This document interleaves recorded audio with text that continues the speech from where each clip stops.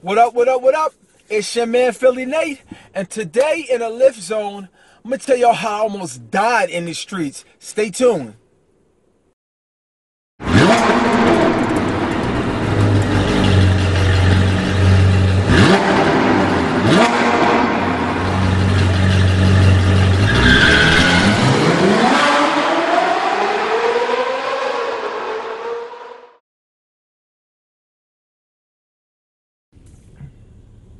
Welcome back.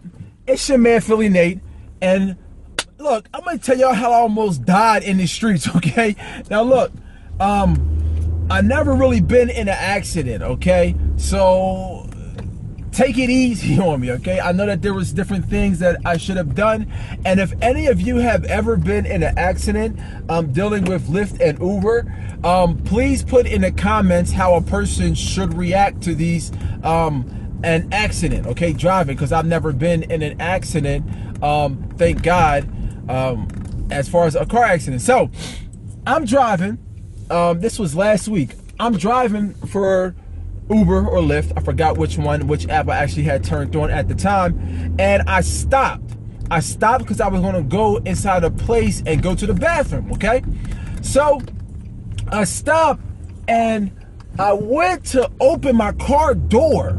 And when I went to go open my car door, I seen this lady coming down the street towards me, but her car was like too close. So I hurried up and jumped back in the car, okay? So I had the car door open like this, and then I went to step out, and then I hurry up and jumped right back in, but I was like out the car, and I jumped back in. I jumped back in, and this lady hit my car. Boom, boom, boom, boom, boom, boom, boom, boom, boom, boom. She kept on going. She kept on going. So first, I'm thankful, okay? I'm thankful to God that my limbs weren't cut off, okay? So I was thankful for that, and I'm still thankful for that. But after I kind of calmed down, I was like, oh man, I probably got a big old streak on my car. And what I did is when I went outside, there's only a little streak, okay? I'll show you the car damage right here.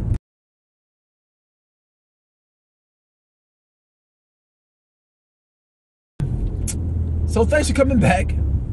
So what happened is I'm panicking, okay? I'm panicking like, darn, what should I do? Should I call the cops? So I get outside, I look at the damage, and as you see, my car door was only scraped a little bit. So these guys came over, and they were like, yo man, we seen her, and we actually got the license plate number. I was like, oh, all right, bet.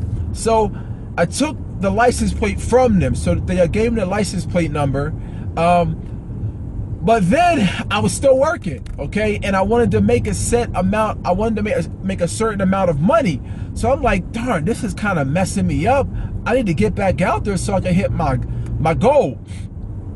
So I rolled. I left the scene. And I called my father. Okay, father is my confidant. Call him for a lot of things. Maybe when I'm not thinking straight, I call him. So I called my father, and my dad is like, well, did you get the guys' names and phone numbers that seen the accident? I'm like, no. He's like, what are you doing? Okay, of course, hindsight, I should have got their information, but I didn't. Because sometimes you're not thinking about that. What I was really concentrating on, or what I was really thinking about, was making my goal set amount of money that night. So he was like, no, well, go try to find them and see.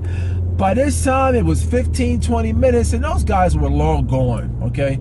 Those guys were long gone. So I tried to find them, but they weren't there. So he was like, man, you should have got their number. And then I started thinking about the deductible, and okay, it's her fault, and now I gotta try to prove it, and blah, blah, blah, and blah, blah. And it's really not that deep as far as the scratch in my car. If it was like a long streak and it was like an eyesore, then yeah, I probably would have went and tried to track her down, and I don't want to say prosecute her, but get my car fixed. But the damage, as you can see, really, if nobody tells you it's there and you just kind of looking, you probably won't see it, okay? You probably won't see it. So In any case, I didn't do it. So we talked about that. Now I want to talk about something else. Half of y'all gonna have an interest in, some half of y'all are not gonna have an interest in, okay? I want to talk about this big baller brand. I want to talk about this real fast. If you don't know what's going on here, I'm not gonna give you the full background on it, but go Google it, okay? Big baller brand. This guy Ball, Lamar Ball or LaVar Ball, that's his name, LaVar Ball. I was with him, okay? As far as his plight, as far as what he was trying to do, he tried to circumvent as far as the NCAA's pimping of these athletes and not paying them, okay? So he's trying to circumvent. I feel like he's been getting a lot of harpooning by the media because I'm gonna be very, very frank. I don't think they're used to a black father in the lives of these black boys, and so it kind of is what it is, okay? So I think that's the reason why. Is he a little aggressive? Yes. Is he a little over the top? Yes, I definitely agree, okay? But I think that there's been a lot of piling on by the media when it comes to him because he's doing something that really hasn't been done, okay? So what did he do? For all of you who don't know, he is a father of a college athlete who is picked to go maybe 1 or 2 in the NBA draft. So what he did is he said, okay, well, let me have a brand for my son's big baller brand. Let me have a brand and kind of work with Nikes, Adidas, or Under Armours on a shoe contract before he gets drafted #1, and let's be a partnership, okay? With #2, a lot of times they don't have partnerships with these people like LeBron and Steph Curry and all these guys. There's no partnership. These guys are getting paid for people to use their name. So, yes, Michael Jordan is getting paid, but Michael Jordan basically made Nike, okay? Without Michael Jordan, there's no Nike, which you know of today. Back in the day, it was really like Reebok, Nike, like they were all on the same level. But what took Nike to the next level was Michael Jordan, okay? And Michael Jordan should have got paid more. He got paid millions and millions of dollars and probably billions at this part, but it's not the money that Nike's seeing. So LaVar Bell was trying to leverage that.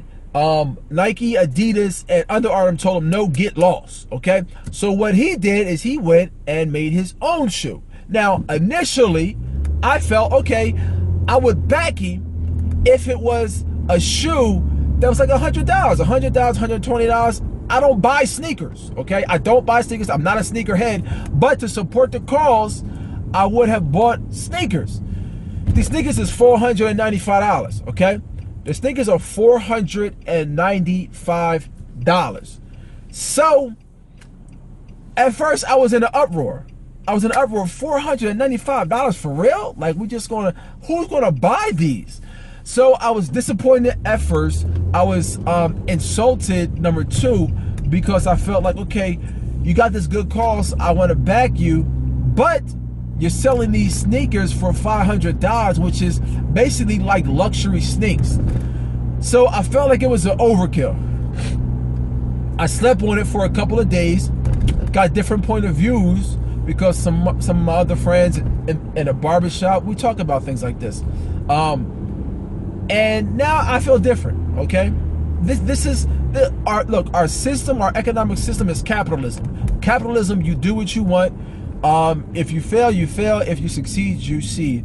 If there's a market for these sneakers, my man LaVar, do your thing. Okay? I'm not going to be buying them because I don't have $500 to spend on sneakers. But there are people that have $500 to spend on sneakers. There's a market for Gucci. There's a market for Louis Vuitton. There's a market for these things, okay? And if my man wants to put his sneakers in a luxury market, have at it. But just know, I'm not gonna be buying new sneaks, man. But they decent sneakers. That's the thing. They're decent sneakers. So, if somebody buys, I mean, they hot. I think they hot sneaks, but I just wouldn't buy them for $500. So I'm not in the market. Maybe he'll come with some sneaks for $100 or something. Then maybe I'll be in the market for. But for $495, no, I'm not in the market for those sneakers. So, but I hope he does good. I hope the brand does good, and his son better be good. His son better be good in the NBA, man, because if his son is trash in the NBA or he's just a okay player, this is not going to fare well, man. But he's taking his shot, man. So LaVar, again, I'm not mad at you, man. You taking your shot. This is a way for you to set up generational wealth for your Ball family, for your son and your other two sons who look to be promising athletes also. And if they're not, then maybe what they can do is have jobs in whatever son is successful. You got 3 chances for your sons to be, whoever's the major success, the other 2 can work for him, and you can start setting your family up for generational wealth.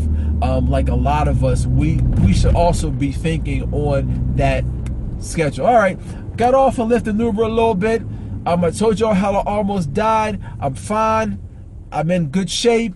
She didn't cut off my hands and fingers, and I didn't report it, so I don't know what's going to happen of it. So look, if you have been in an accident with Uber and Lyft, please give us your experience in the comments. And what I may do is next go around, I may talk about your guys' experience and what you should do if you get into an accident with Lyft and Uber.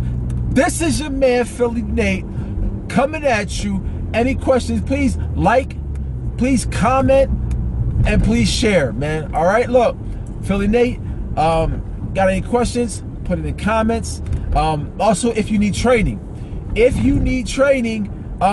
Lyft or Uber or ride sharing, email me at LyftZone@gmail.com. LyftZone@gmail.com.